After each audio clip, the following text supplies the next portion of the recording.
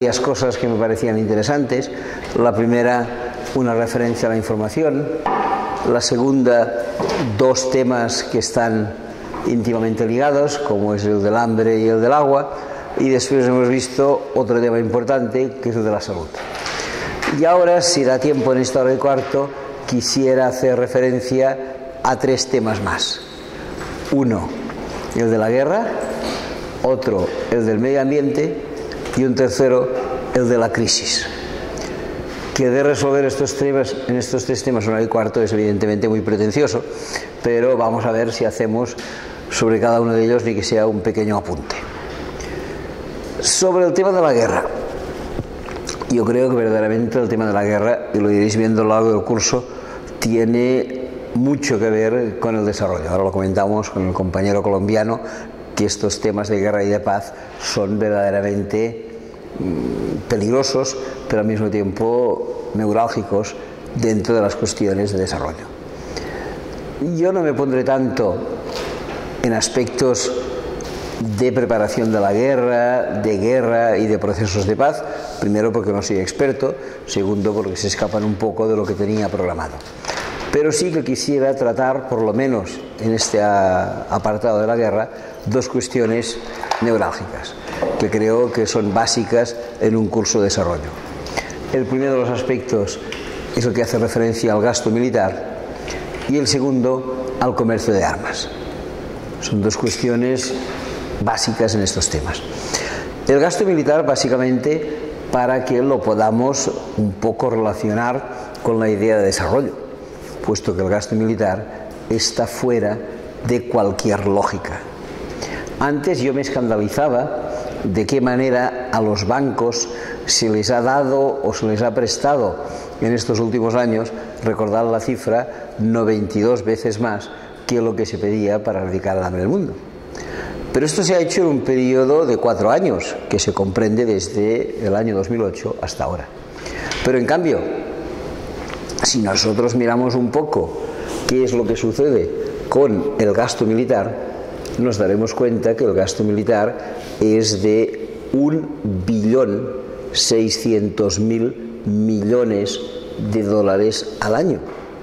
Por lo tanto, cada año lo que estamos gastando en gasto militar son 32 veces lo que haría falta para erradicar el hambre. 32 veces, multiplicado por 4 años que llevamos de crisis, son 128 veces. Se le da más al gasto militar que incluso aquello tan escandaloso que se le da a la banca. Si no hubiéramos tenido este gasto militar, hubiéramos erradicado el hambre 128 veces, no 22 veces como en el caso que os decía antes de la banca. Y lo grave es que lo de la banca, si alguna vez la crisis termina, que ya lo veremos luego, puede terminar esta ayuda a los bancos, mientras el gasto militar sigue siendo extraordinario en todos los conceptos. Y esto también quisiera ponerlo de manifiesto en el caso español. Vosotros que estáis metidos en temas de desarrollo, bien porque los estudiáis ahora, bien porque, como acabamos de ver ahora, vuestros compañeros están metidos en proyectos o vosotros mismos también lo estáis implicados, os daréis cuenta de la miseria del dinero que se dedica a la cooperación al desarrollo y la enorme cantidad de dinero que por contra se dedica a la preparación de la guerra. Para que tengáis una idea, porque a veces una sola cifra, si se recuerda, es mejor que no muchas. En momentos de crisis como el actual, España, preparando la guerra, gasta diariamente 52 millones de euros. El gasto militar español supone 52 millones de euros al día. Al día. Y no quisiera que nadie saliera de aquí con la idea de que le he venido a engañar, puesto que si ahora acudís a este santo al que me he referido antes, que es San Google, miráis un poco el gasto militar español, según San Google, lo dividís por el número de días que tiene un año, os daréis cuenta que el resultado no es de 52 millones, es de 26 o 27 millones al día. Con lo cual, con toda la razón del mundo, ya os lo he dicho al principio que podéis sospechar de mí, diréis, pues este hombre es tan falso como los demás, nos engaña con sus datos. Pues mirad, quizá alguna vez engañe, no lo creo, pero en este caso os aseguro que no engaño, porque quien nos engaña es el gobierno.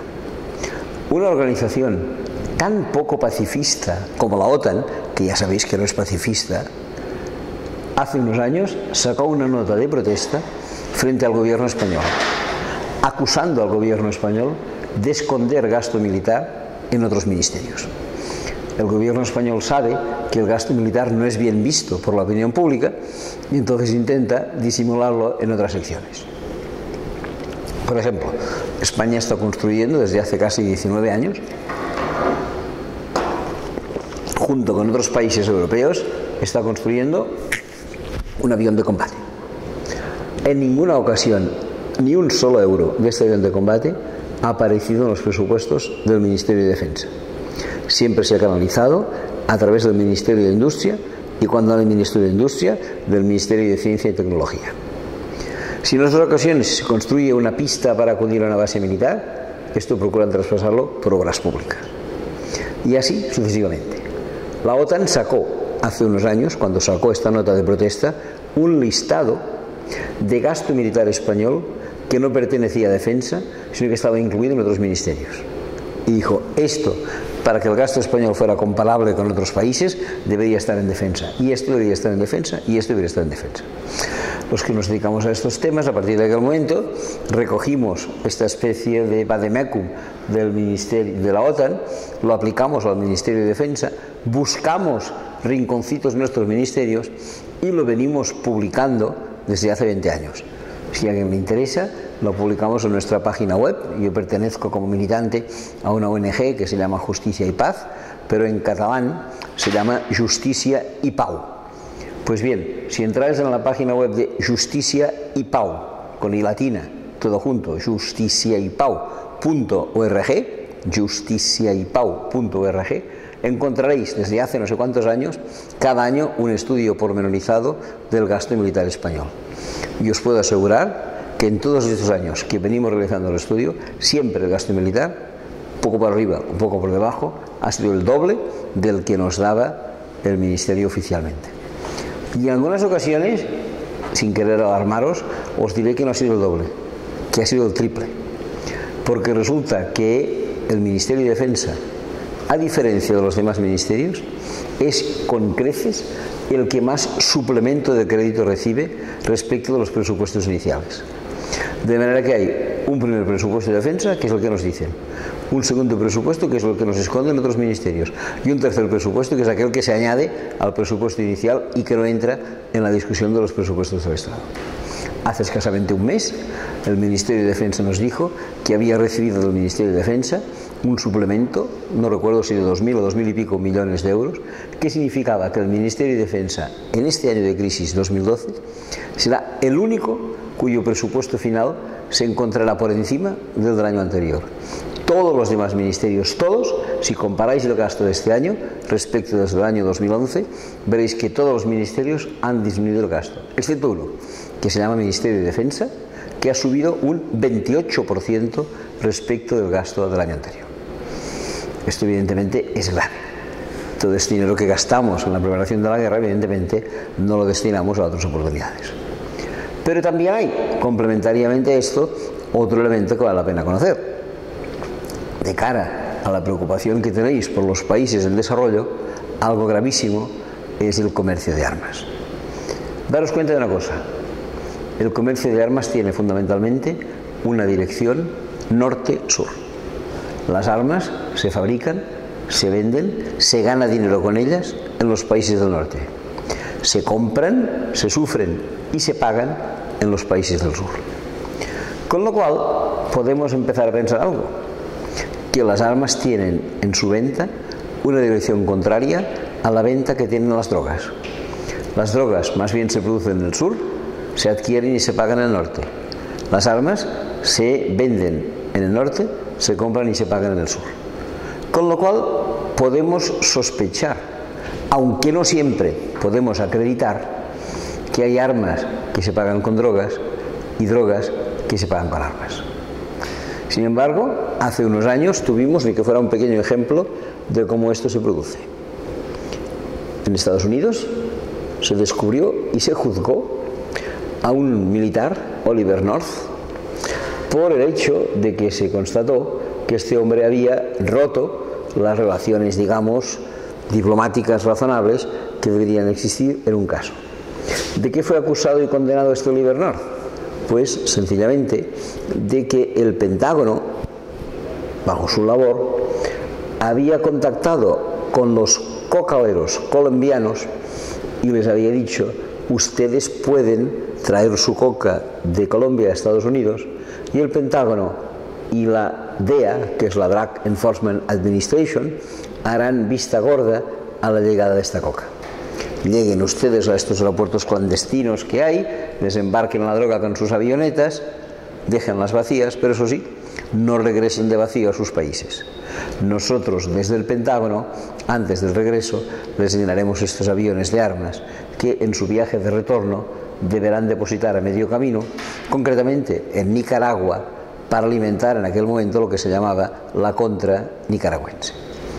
Una operación doblemente ilegal: venta clandestina de drogas contra venta clandestina de armas. Oliver North fue encarcelado, se le reconoció culpable de esta situación, pero pocas veces se ha dicho que Oliver North era un responsable, pero no era el máximo responsable. El máximo responsable era el máximo responsable del Pentágono. ¿Y cómo se llamaba el máximo responsable del Pentágono? El máximo responsable del Pentágono es un señor que se llama Bob Gates, que no tiene nada que ver con el Bill Gates famoso de la informática. Pero no sé si os habéis dado cuenta, Bob Gates fue, desde hace 4 años hasta hace muy pocos meses, el secretario de Defensa de un premio Nobel de la Paz llamado Barack Obama. Tenía como secretario de Defensa un señor que se ocupaba de estos menesteres. Esta es un poco la cuestión con los países del sur. Además de que, independientemente de que se trafique o no se trafique con droga, el solo hecho de colocar armas en estos países ya es algo verdaderamente peligroso. Algo a lo que vale la pena decir: España se dedica con asiduidad.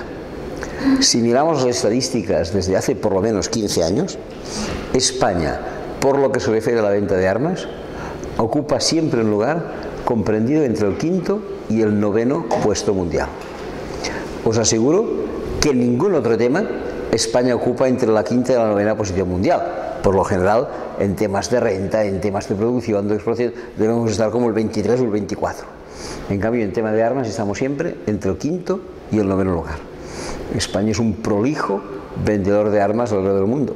Y además, lo más penoso de todo, vendedor de armas en las zonas más efervescentes. España vende armas en el norte de África, España vende armas en Extremo Oriente, España vende armas en Oriente Próximo, y por tanto resulta que nos encontramos claramente frente a una situación en la que estamos promoviendo conflicto, promoviendo guerra en muchas direcciones y en muchos sentidos. España es un activo miembro de la red de vendedores de armas más importantes. Os diré otro dato. También puede ser que también es productor de minas antipersona. Ahora voy a ello. España es, en armas en general, un importante productor y exportador, violando todas las normas de exportación. No solamente España, todas las violan. La Unión Europea se dotó de un código de conducta, que bien es verdad que un código de conducta no tiene la obligatoriedad de una ley, pero es una recomendación, según la cual había 8 casos en que no se podían vender armas. Si tú las vendías a un país en guerra, si tú las vendías a una dictadura, si las vendías a un país que oprimía a las minorías, si las vendías a un país que se peleaba con el país vecino, etcétera, etcétera. Pues bien, un instituto sueco realizó una investigación cuando en la Comunidad Europea no eran 27, sino 15 miembros. Y llegó a la conclusión que el 72% de las exportaciones europeas de la época violaban las normas sobre exportación de armas y eran mandadas a países en conflictos, a países en guerra, en situaciones de este estilo. Y como muy bien apuntas, también dentro de estas ventas de armas hay un tipo de armas especialmente perversas. Hay muchas especialmente perversas, también las nucleares son especialmente perversas y las no letales también son perversas, pero hay unas especialmente perversas que son las minas antipersona. Mirad, para que tengamos una pequeña nota de esperanza y después de desesperanza, pero vaya, primero de esperanza. En 1991 me encontraba en Londres en una reunión de coordinación que tradicionalmente realizábamos los pacifistas europeos, porque habíamos entendido que el tema del comercio de armas ya no era tan solo un tema de carácter estatal, sino que todos los estados estaban implicados, entre otras razones, porque como os acabo de decir hace un momento, hay armas que se fabrican conjuntamente entre 3 y 4 países. Mientras estábamos reunidos en Londres, una veintena de personas, se nos apareció por la reunión una chica norteamericana. Nos dijo que ya que la reunión europea, ella nos solicitaba poder hablar un poco con nosotros. Le dijimos que sí y nos dijo que venía a exponer una propuesta. Ella pertenecía a un grupo pacifista norteamericano en que también eran 20 o 25 como nosotros, con la diferencia de que ella era la única mujer, los otros todos eran hombres, y era la única joven, los otros todos eran viejos. ¿Y quiénes eran estos 24 viejos que ella representaba? Veteranos de Vietnam. Gente que había estado luchando en el frente en Vietnam y que ahora, transcurridos unos años, entre comillas, se arrepentían de las minas antipersona que habían colocado en el suelo vietnamita. Naturalmente, ni era el momento ni el lugar, ni tenían dinero ni instrumentos para ir a arrancar estas minas, pero lo que pretendían era que no se plantaran más minas en el mundo. Ellos habían iniciado en Estados Unidos una campaña antiminas y lo que hacía esta chica era venir a visitarnos, a ver si los europeos nos añadíamos a la campaña. Dijimos que sí.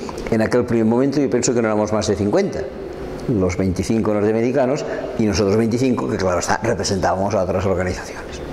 El primer año, 50. El segundo año, 500. El tercer año, 5.000. El cuarto año, 50.000. Algo números exagerados, claro está.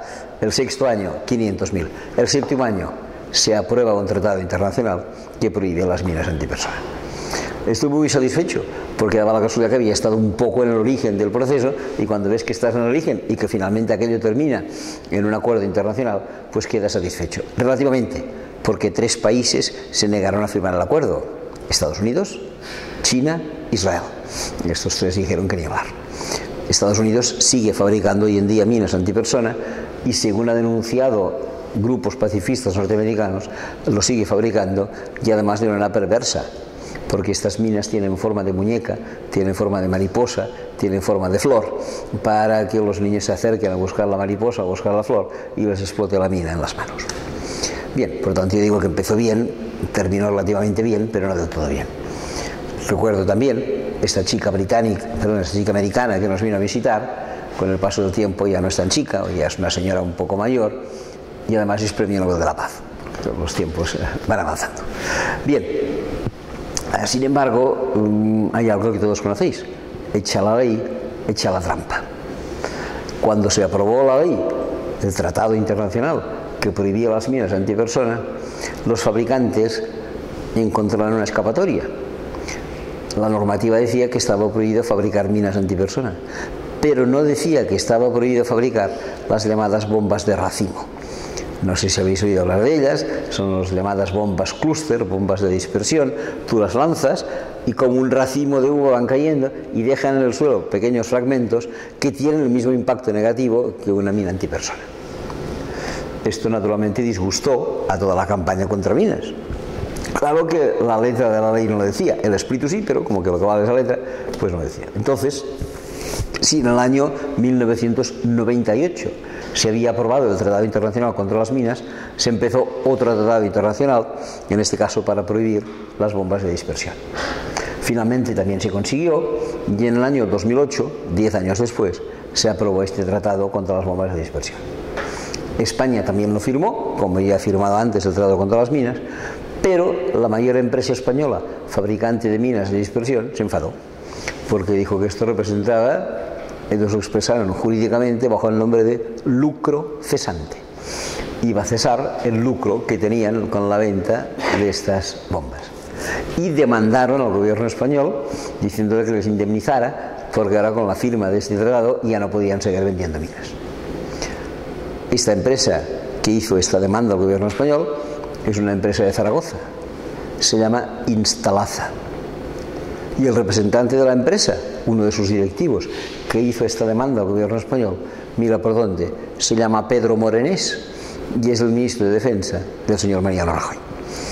En este momento el señor Mariano Rajoy y el gobierno español deberán indemnizar a la empresa de su ministro de Defensa para que se cubra del lucro cesante.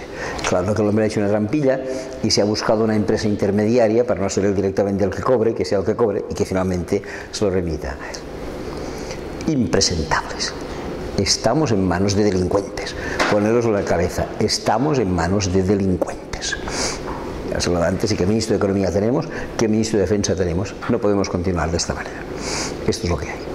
Y en este sentido me gustaría pues poner sobre la mesa que el tráfico de armas es algo de lo peorcito. Y cuidado, no es un asunto de partido político. Por desgracia, es un asunto de Estado. Porque a vender armas se ha dedicado la UCD, se ha dedicado el PSOE, se ha dedicado el PP, sin ningún tipo de escrúpulo. Y además, la persona que en España más apoya el comercio de armas se llama Juan Carlos de Borbón. Por favor, fijaros, es público, cualquier viaje oficial que realiza el monarca. En los viajes del monarca, oficialmente, siempre aparece, lo ponen los periódicos, el séquito que le acompaña durante su viaje. No hace más de 2 meses estuve en Arabia Saudí. Me leí las empresas que le acompañaban en su séquito, la mayoría empresas de armas. El monarca lo que hacía era de paraguas, por decirlo así. Él no iba con la carterita, naturalmente que no, pero hacía de paraguas. Y diréis, hombre, es que el rey de Bélgica lo hace. Sí. Y Chirac lo hacía, sí, pero mal de muchos, consuelo de tontos. Dicen que es negocio de Estado y que el negocio de Estado hay que preservarse y llevarlo a cabo. Pero para la ciudadanía española el rey es el embajador estupendo. Sí, pues mira que digo, pues será el embajador de la muerte, con estas circunstancias. Hace unos años hubo un caso, que vale la pena que lo conozcáis, en el que el gobierno turco perseguía a la guerrilla kurda. Querían que la guerrilla del Kurdistán desapareciera. No desaparecerá porque el Kurdistán es un pueblo que busca su independencia hace siglos y por tanto habrá una guerrilla. Pero el gobierno turco, enfadado con la guerrilla del Kurdistán, quería detener al líder de los kurdos, un señor llamado Öcalan. Como que las montañas en Turquía permitían esconder a este señor se iba escabullendo, y al final los del gobierno turco, en un acto completamente ilegal, pidieron a unos que parecen espabilados, que se llaman los del Mossad israelí, que les buscara a este señor. Los del Mossad empezaron a actuar de la manera que suelen actuar, y al cabo de un cierto tiempo cogieron al tal Öcalan y lo llevaron a Ankara, en donde le sometieron a un consejo de guerra, del cual, como es de temer, salió con pena de muerte. Con pena de muerte, pero no fue ejecutado, porque en el entretanto estaban en marcha las negociaciones entre Turquía y la Unión Europea, y una de las condiciones que ponía la Unión Europea era que eliminaran la pena de muerte. De manera que este señor quedó condenado a muerte, pero no ejecutado, aunque no sé si mejor o peor que ejecutado, porque este señor quedó, y de esto hace 8 o 10 años, detenido en una cárcel turca, una cárcel situada en un islote en la costa de Anatolia, en cuya cárcel él es el único preso y tiene 100 vigilantes que le vigilan constantemente, en una pena que debe aplicarse de cadena perpetua. Yo no sé si es mejor ser el único preso en una cárcel de 100 personas y que tengas toda la vida por delante que te ejecuten, pero yo preferiría estar en la cárcel, porque a veces te pueden salvar, y ejecutado y no te salvará nunca más.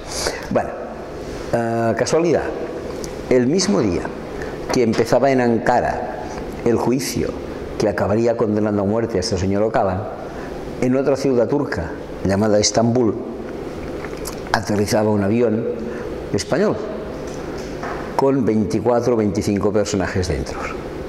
Una expedición presidida por un señor llamado Felipe de Borbón y vicepresidida por otro señor bien conocido llamado Rodrigo Rato, en aquel momento ministro de Economía. Pues bien, Felipe de Borbón y Rodrigo Rato en aquel viaje iban acompañados, como digo, de 23 o 24 personas, todas ellas fabricantes de armas, con la única misión de apoyar a Turquía en su acción militar en contra del pueblo kurdo. Sea el rey, sea Felipe de Borbón, sea la infanta Elena, que es muy aficionada a estas ferias, o cosas por el estilo. Esto es lo que sucede. Por tanto, ya veis que en el comercio de armas y frente al tercer mundo, España tiene mucho que decir, o mejor dicho, mucho de lo que avergonzarse, porque es un caso de los peorcillos que hay en el mundo. Esto es lo que os quería decir en este cuarto apartado.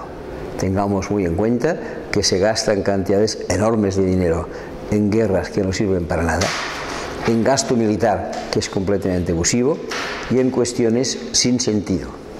estos 2.800 millones de suplemento que se han dado, en parte tienen que ver, estos que este año han hecho que fuera el único presupuesto que aumentara, con el gasto que representa la participación española en la construcción, os lo he dicho hace un momento, de un avión de combate.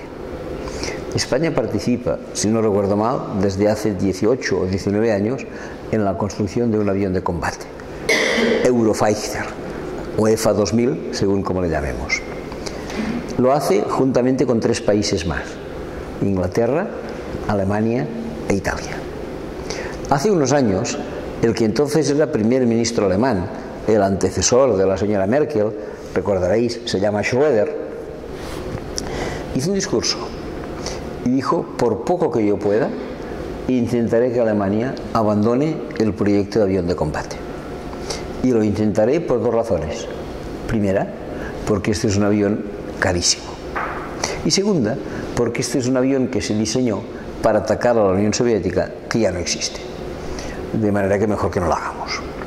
Al cabo de un cierto tiempo, el señor Schröder se vio obligado a dar un segundo discurso y dijo: yo ya quería abandonar el proyecto de avión de combate, pero industriales, banqueros y militares no me lo han permitido hacer.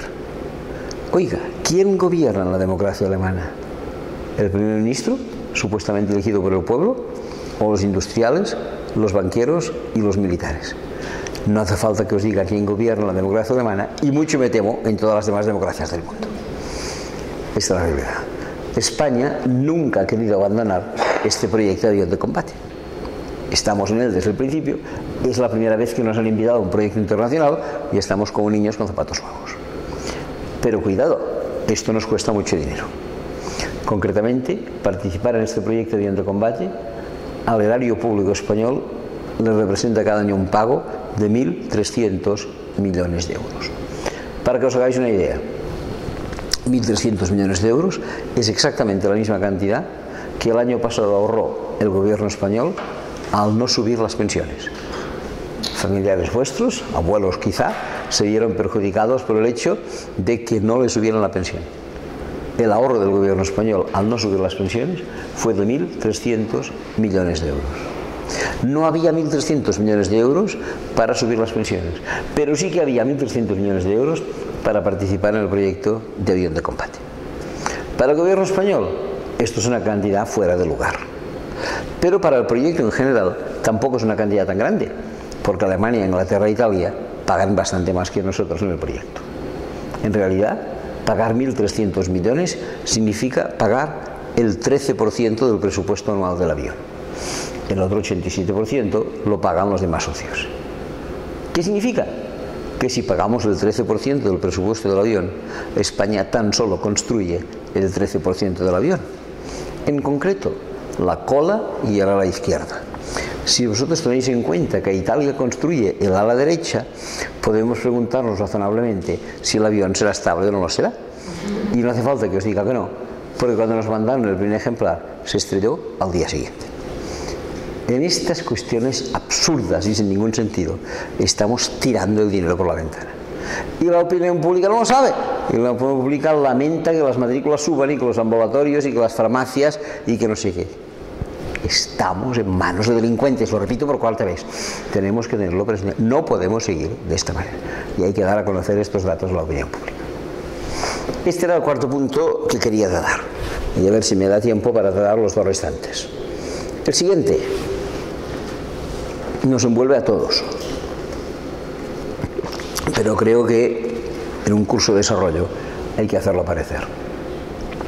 Este planeta tiene recursos limitados, de los cuales nos aprovechamos nosotros y no se aprovechan jamás aquellos que llamamos poblaciones del tercer mundo.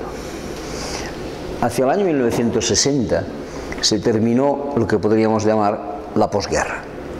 El mundo desde el 45 hasta el 60 se estuvo reconstruyendo y a partir del 60 entró en aquello que se viene a llamar sociedad de consumo. Y desde 1960, ¿qué hemos hecho? Consumir. Empezamos con el primer 600, con el primer televisor, con el primer frigorífico eléctrico, y durante estos 50 años la única motivación nuestra ha sido consumir, consumir, consumir, consumir, consumir y consumir. ¿Qué hemos conseguido? Por ejemplo, haber absorbido en estos 50 años el 70% de las reservas de petróleo acumuladas durante miles de años. En 50 años nos lo hemos pulido, radicalmente pulido. Alguien dirá, sí, pero hay alternativas. Ahora podemos andar con biocombustibles que antes no teníamos. Y ya que estáis en un curso de desarrollo lo sabéis. El biocombustible se obtiene de muchas maneras. En este momento, fundamentalmente del maíz. Si alguien... Sí. Yo, una observación acá, seguro que, vamos, es simplemente ese consumo, la razón de ese consumo y del aumento de ese consumo se debe a algo. A la vorágine capitalista de encontrar siempre maximización de beneficios. Pues eso, esa puntualidad. Sin duda. Pues eso. No, es que a veces parece que la gente consuma por vicio. La gente consume también por una necesidad del sistema económico. Porque se le ofrece, sí, sí. Y se le ofrece las tiendas abiertas los domingos. Qué estupidez, las tiendas abiertas los domingos. Una serie de cosas, completamente de acuerdo. Por eso. Pues este capitalismo va produciendo y la gente, siguiendo la televisión que decíamos, les va comprando. Bueno, y hemos llegado a esto.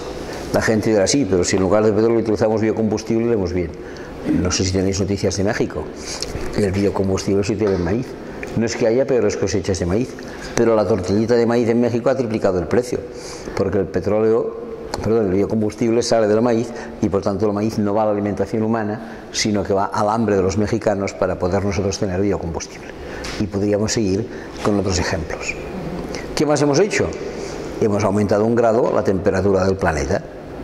A alguien le parecerá que no es mucho, pero está permitido. Este verano aparecieron por el periódico fotografías del deslace, del deshielo en el Polo Norte, de qué manera espacios enormes de Groenlandia se iban deshaciendo al subir las temperaturas. Estos deshielos significan una subida del nivel del mar y, por lo que he podido saber, tenemos un pobrecito país allí al lado de la India llamado las Maldivas, que no las Malvinas, en las que archipiélagos que son prácticamente del nivel del mar han quedado ya con islas perdidas, absorbidas por la subida del agua. ¿Qué más hemos conseguido?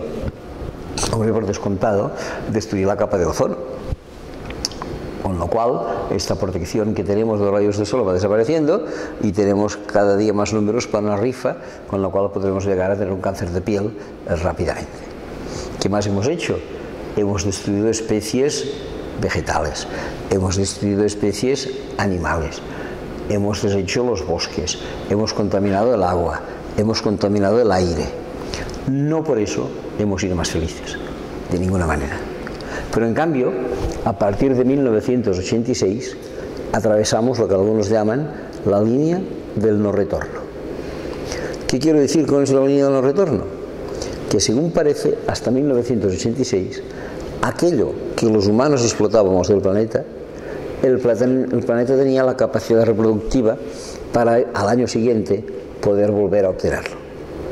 Dicho de otra manera, cortábamos madera, volvía a crecer. Ensuciábamos las aguas, los ríos la purificaban. Contaminábamos el aire, los vientos lo limpiaban.